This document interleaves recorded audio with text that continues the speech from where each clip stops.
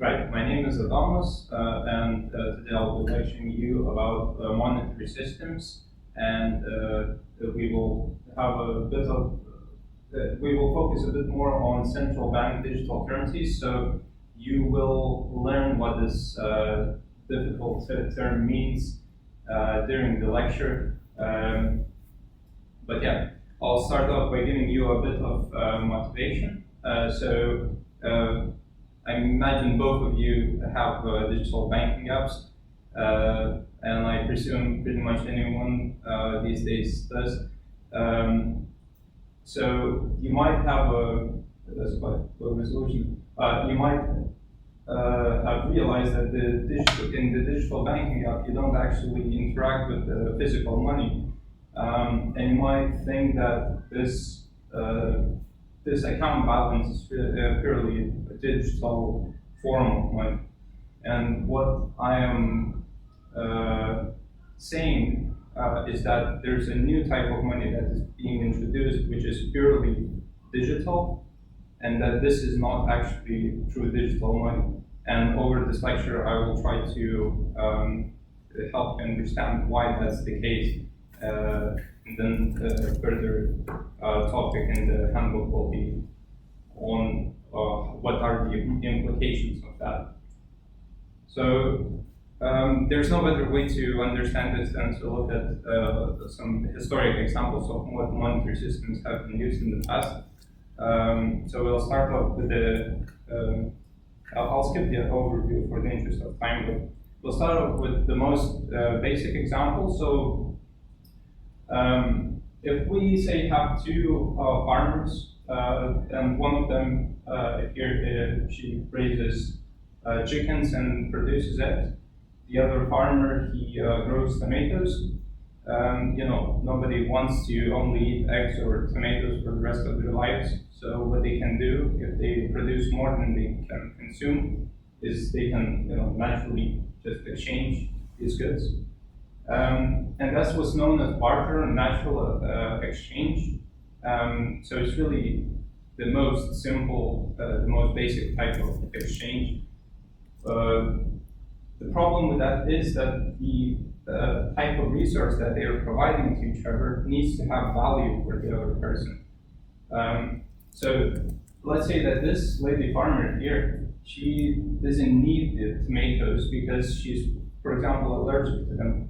Well, in that case, this farmer, he has no way to obtain eggs because basically there's only one farmer who produces eggs. He has no way to actually get them because he only grows tomatoes. So to fight this problem, or to fix it, a different solution might be considered. So we have a bit of more complicated society here. We have more people in it. So let's say that this person here, he grows the potatoes, and the society as a whole, they accept grains as a type of money.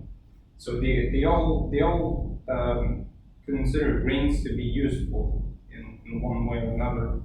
So what they can do is simply exchange potatoes for grains. Now, even if this trader A has, let's say, allergy to grains, what he can do is he can use those grains to exchange with other people who may sell different resources for him that actually have value to him. And the reason why why grain would be a better suited for this than tomatoes is because of durability. So if you think about it, if you get tomatoes, the problem is they will rot, but grains can stay on shelves for a couple of years at least. So sorry, I lost my point. Yeah. So grains basically have the characteristic of durability, but considering some real examples from history, so gold and seashells, we'll see why seashells might be good in a second, but why would other types of resources would be better than grains? Well, for that, it's best to consider key money characteristics. So this is a term from economic basics, and basically it tells you what would make a good type of money, what would be a good medium for exchange. So first thing is portability. So imagine having to buy things with grains. Like how many grains would you need to buy a phone? Probably quite a lot. Not very convenient. The other thing is durability. So like I mentioned, with tomatoes, they can rot. Grains, they can stay on shelves for a while. Gold, pretty much infinite durability, so it's way better. Divisible, this is actually where grains are really good, because anything that is measured in weight is really good, because you can reduce it to smaller particles. So for example, nobody's gonna trade on one single grain. They're gonna bring a kilo or something like that. And gold can be split as well. That's actually where seashells are really bad, because you can't break a seashell. Then another parameter is uniformity. So let's say 0.1 grams of gold, 1 gram of gold nugget is gonna be worth exactly as the other 0.1 gram of gold nugget. That's pretty much the case for all of them. Again, seashells may be not that great, because two seashells might be slightly different in terms of size. But where seashells would be good is limited supply. So basically, if there was a person in that society that considered before who is growing grains, and grains are money, is essentially growing money, right? So that's a bit of a problem, because he has the potential to become much more wealthy than other people, because again he has pretty much unlimited supply apart from the area that he has to grow in. Whereas gold is, it's difficult to find. Seashells, that's exactly where it excels. It's a specific type of seashell that was used in the past, which was difficult to obtain. And then the last point is that it's accepted by the community, which I mentioned before. Now we can think about more complex societal structure, which has a government. So the government may be using commodity money as well, which would be fine, if not for the fact that they can run out of, for example, gold as well. And if they run out of gold, then they wouldn't have money to pay for their people. So what governments did was they introduced what's known as commodity-backed money, and basically they would, for example, forge copper coins that are basically worthless on their own. Copper is cheap, but they would say that the value that copper coin represents is equal to 0.1 grams of gold. So it represents a larger value than it's actually worth. So that's how they detach the limited resource supply from money distribution. So people can use those copper coins to exchange in between themselves, but they can always trade back the copper coins for the resource, like gold. And this all works fine until it doesn't. And the assumption that this works on is that all the people in the community are not going to exchange back to gold at the same time, because there's more value in those copper coins than the government has. Otherwise, they could be using the commodity money. An example to consider: 1963 US dollar bill. So that's before gold window was closed, which was on 1971. And basically, if you had this bill, you could have gone to a bank, gave it to a banker, and he would have given you gold. But that's no longer the case. And that assumption of governments running out of commodity, it did happen a lot. And that's why they introduced what's known as fiat money. I mean, that's not the only reason, but I'm simplifying here a lot. So fiat money is the money that we use right now, currently. So the way it works is really strange. Basically, the central bank is like is a part of government. So what they do is they print money that has value on its own. So the money is the commodity, but the value itself is assigned by the authority. So the authority tells the community that this money has value. And so the way this flow works is central banks produce money, they pass it to banks, banks distribute money to people, people can exchange in between themselves the physical cash. This type of system, those are examples, I mean, awfully familiar with them. This type of monetary system has really big downsides, and first one will be that I'll consider is inflation. So in really simplified terms, what inflation is, let's say that there's a certain amount of money in the circulation. Government adds more money. Now all the money in circulation is more. But the government has not changed any economic value, they simply added more money.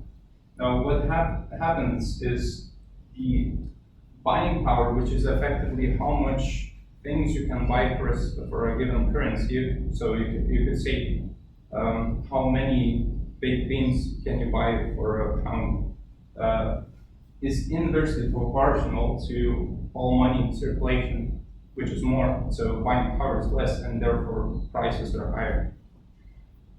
Another problem is counterfeiting. So anything that's physical can be reproduced, and that actually leads into the other point that physical printing itself is quite expensive, because all of these features on physical cash, these strips, transparent backgrounds, everything, they're specifically designed to make it difficult to reproduce the money, but that makes it really expensive to print that money.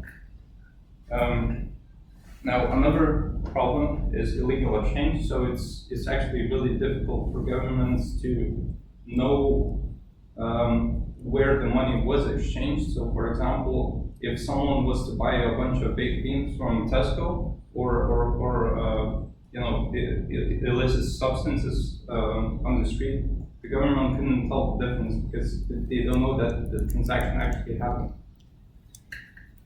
Then another problem is third-party fees. So we saw that the central bank, which is branch of a government, they distribute money to banks. The reason why they did this is because they do not have enough capacity to work directly with people. So you have retail banks. But these retail banks, they charge transaction fees, so that if you send money to other people, you will get charged for that, etc. So it adds. And then the last point is that converting into different currencies is a little bit inconvenient. So you have to bring your physical money to a bank. They have to have the stock of, let's say, US dollar, give it to you. So it's just not very convenient. So what could be done differently? So one system that has quite recently emerged is public ledger, and the way it works, if we have multiple people in a community, what they might do is if they all have lists where they write down every transaction that has ever occurred. They can, for example, if a trader A is trying to transfer 75 pounds to trader B, he can write down that he's transferring 75 pounds. He passes his list to trader C and B. They can pass each other the list as well for just cross-reference. Then trader B also writes down on his list that he has received 75 pounds, and he passes the list to C and B as well. and the transaction is complete because everyone agrees that these lists match up. But for example, if trader A was saying that he is sending 75 pounds, but trader B is saying that he received 100 pounds, then once those two lists are compared, all the other people in the community are saying that this transaction is invalid because there's someone lying about it. And effectively, this is how modern cryptocurrencies work. So like Bitcoin, Ethereum, Dogecoin. I will not go into details about cryptocurrencies, but it's just the monetary system that it uses. I forgot to mention, the word ledger itself means a list. So those are that's why it's called public ledger, because everyone knows about all the transactions. That's why it's called a trustless system. There's no central authority because all the people know about all the transactions, and they all take part in arbitrating them. And then complete opposite of that is private ledger. So instead of everyone having their own list, there's a central bank, so again, the government, who have a central list where they just write down the transactions. And the way this money flow works is really, really simple. So trader A tells the bank that he's transferring money to trader B. They write that down, and now trader B can see the updated balance. You might say that this looks exactly like mobile banking that you use, but the devil is in the detail actually. So notice that there's no line in between these two people. What it means is that since there's no physical representation of money, you cannot directly give money to other people. You have to tell the bank that you're making that transaction because, again, there's no physical representation. The other thing is where that list is stored. So in this case, it's with central bank, hence it's called central bank digital currency.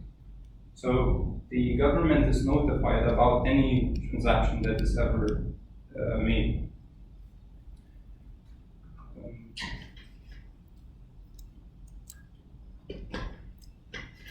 So I hope it's clear that this private ledger system is what I'm referring to as CBDCs, or central bank digital currencies. Now, it might sound like something very futuristic and something that is very theoretical, but actually, this map it represents the development of these currencies around the world. So I would actually like to focus more on the ones that are colored in blue, and it's actually it's actually quite hard to see here, but there are 3 countries which already have launched such systems. That's Nigeria, Jamaica, and the Bahamas. Now, focusing only on these 3 countries, there is one common factor in all of them, and that's that they've experienced what's known as hyperinflation. So, hyperinflation is different to normal inflation in the way that basically the buying power is decreases so rapidly that it's no longer practical to buy everyday goods. So the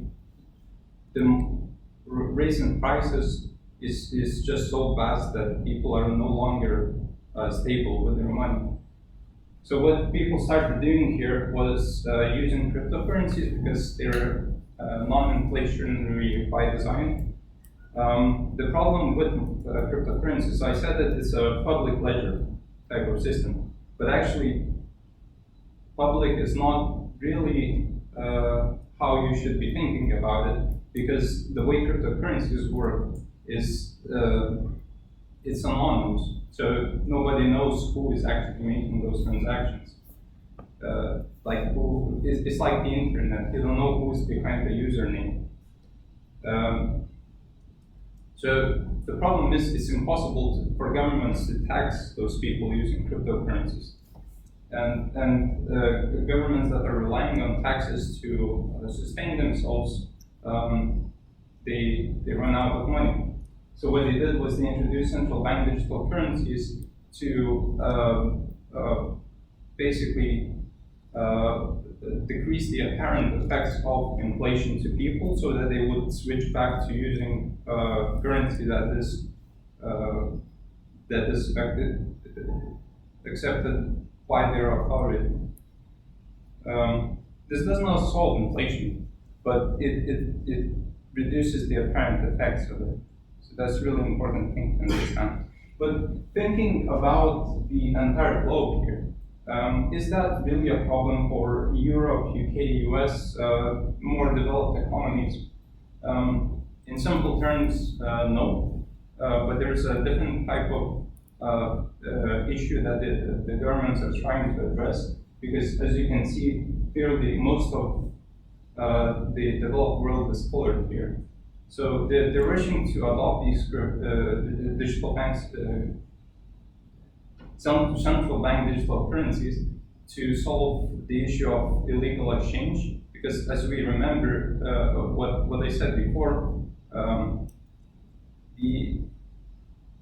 these currencies do not have a physical representation, therefore it is really difficult to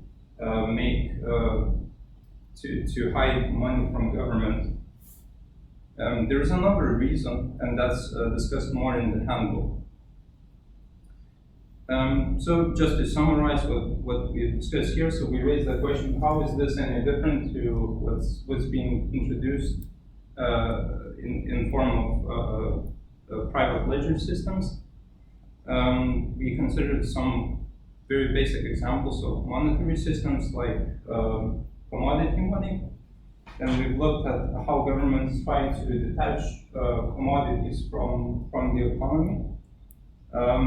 Then we looked at the current monetary system and how that's pretty much completely detached, and there is almost unlimited supply of money. And then we looked at how cryptocurrencies operate. And finally, we looked at the fact that there is no line between people in private ledger systems, and that the transactions themselves are stored in the government list. So yeah, that concludes all. That's the QR code for the handbook. Any questions? Thank you. I realise because I won't be able to ask questions to other people. The questions I ask, I'm not sure really fit into the marking bit. I'll mark. Yeah, it's the fine. main bit. It's just. But I do have questions because it was fun. Sure.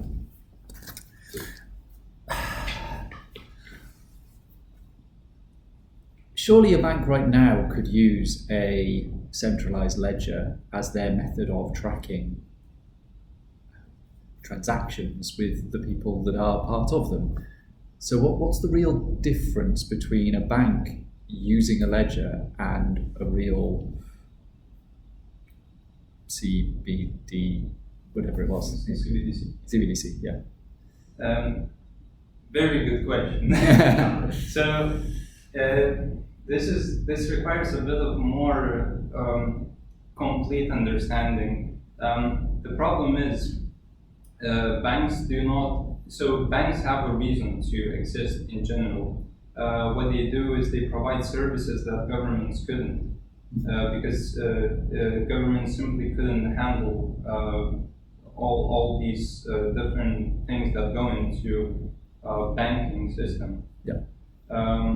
Now, with introduction of CBDCs, the need for banks to exist decreases really exponentially as more CBDCs are adopted. The thing is, you cannot kill off an industry just like that. You cannot just destroy all the banks. That would collapse the economy. So they could be using those systems already, and in fact, like, you could consider banking lists to be served like where banks store balances on servers, that could be considered as a list. The difference is that the government doesn't actually own that list, so they don't know exactly what's happening on there. And there are two ways to look at that. Banks could be, there might be protection laws that make it so that governments cannot just mingle with what banks are doing because they're separate entities. I guess the other factor is the technological. The way that these lists work is fundamentally different to what is being proposed here. Because public ledger or private ledger systems are the plan, at least, the general consensus. It depends on what country you look at. But generally speaking, it depends on technology because they're really similar to public ledger. That makes sense. I'm going to stop the recording there.